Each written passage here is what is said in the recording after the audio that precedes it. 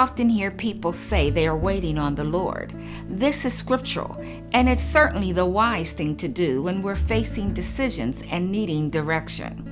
Today, I want to talk to you about when we use waiting on the Lord as an excuse to do nothing instead of participating in the process of doing our part of what the Lord wants to do in and through us.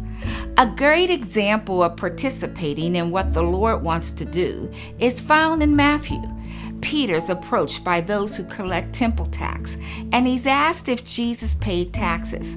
Peter readily replies yes, even though he probably really didn't know. When he went to talk to Jesus, our Lord already knew while he was there. After speaking with him about paying taxes to avoid offense, our Lord instructs Peter to do something. He says, "Go down to the lake and throw in a line.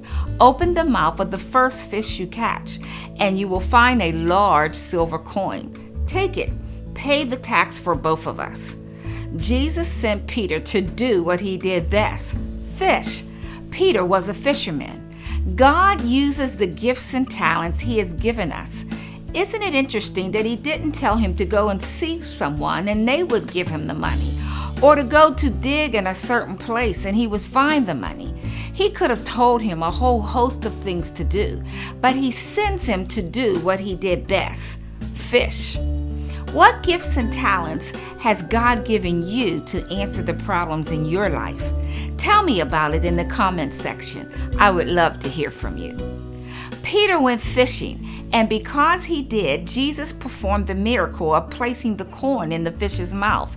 If Peter hadn't gone fishing, he couldn't have paid the temple tax for himself and for Jesus. The majority of the time, that's the way God works. God tells us to do something so he can do something. A few examples. To the man with the withered hand, Jesus said, "Stretch forth your hand." And when he did, he was healed. To the paralyzed man, "Rise, take up your bed and walk." He did, and Jesus healed him.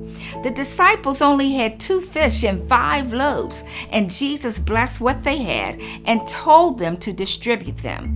When they did it, it became more than enough to feed 5,000 men, plus women and children. Sometimes we're short on the details of how to accomplish his will for our lives, but he's the one that places his desires in our hearts, and he encourages us to trust him to reveal each step. We just need to do our part and participate in the process. Thank you for watching this video. If you like it, please subscribe to our YouTube channel. Thank you.